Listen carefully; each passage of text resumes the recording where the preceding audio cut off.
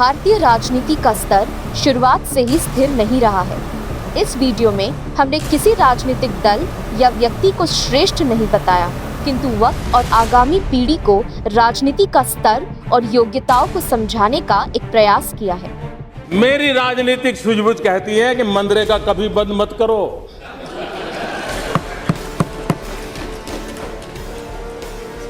मैं ऐसी गलती नहीं कर सकता हूं, क्योंकि मनरेगा आपकी विफलताओं का जीता जागता स्मारक है। आजादी के 60 साल के बाद आपको लोगों को गड्ढे खोदने के लिए भेजना पड़ा। ये आपकी विफलताओं का स्मारक है और मैं गाजे बाजे के साथ इस स्मारक का ढोल पीटता रहूंगा। जिस मनरेगा को प्रधानमंत्री विफलता का जीता जागता स्मारक बता रहे थे, शायद वो भूल चुके हैं कि यह दुनिया में एकमात्र ऐसी योजना है जो रोजगार की गारंटी देती है और नौकरी न मिलने की स्थिति में लाभार्थी बेरोजगारी अलाउंसेस का दावा भी करती है। भारत सरकार द्वारा मनरेगा योजना को पिछले 14 वर्ष से संचालित किया जा रहा है। इस वर्ष पिछले वर्ष की तुलना में भारत सरकार द्वारा 1.3 करोड़ नए नरेगा जॉब कार्ड श्रमिकों को प्रदान किए गए हैं तथा इस योजना के अंतर्गत इस वर्ष 1 करोड़ परिवारों ने नरेगा योजना के अंतर्गत काम किया है। मनरेगा के तहत पिछले वित्त वर्ष 1.32 लाख जॉब कार्ड धारक परिवार ने 100 दिन मनरेगा में काम किया। शायद प्रधानमंत्री यह भूल रहे हैं कि वह मनरेगा योजना थी जिसने बिहार में लॉकडाउन के दौरान 2,77,000 श्रमिकों को रोजगार उपलब्ध कराया। वह मनरेगा योजना थी जिसने हिमाचल प्रदेश में 13 लाख से ज्यादा मजदूरों को जॉब कार्ड उपलब्ध कराया।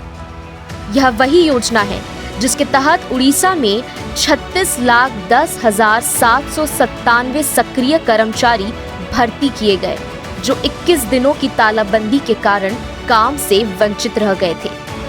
क्या अब भी ये विफलता का स्मारक है या प्रगति का स्रोत? 5-6 दिन हो गया काम कर रहे हैं। इससे पहले हम लोग बिहार में फर्नीचर का काम कर रहे थे। दूसरों पर उंगली उठाने वाली केंद्र सरकार के पास क्या इस सवाल का जवाब है कि आखिर क्यों 73 साल में पेट्रोल डीजल के दाम आज बढ़ चुके हैं? मोदी सरकार 6 साल में पेट्रोल डीजल पर टैक्स बढ़ाकर 19 लाख करोड़ रुपए कमा चुकी है। मोदी सरकार में एनपीए चरम पर 6 साल में बैंकों के डूबे 46 लाख करोड़ रुपए, जिसमें 85% रकम सरकारी बैंकों की थी।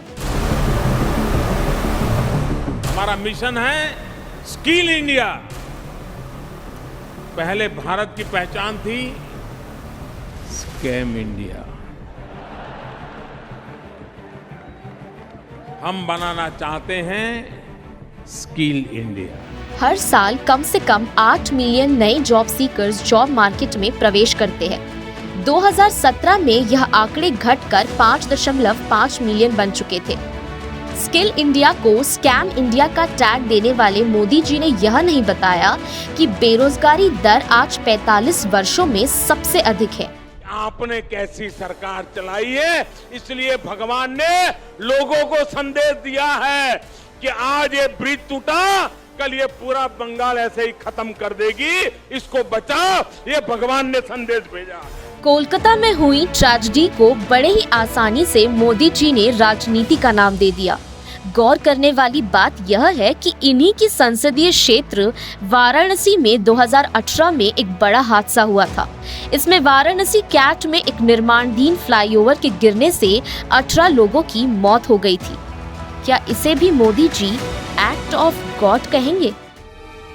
ये हमारी चोरी किया हुआ पैसा वापस आना चाहिए कि नहीं आना चाहिए? ये काला धन वापस आना चाहिए? ये चोर लुटेरों से एक एक रुपया वापस लेना चाहिए? इस रुपयों पर जनता का अधिकार है कि नहीं है?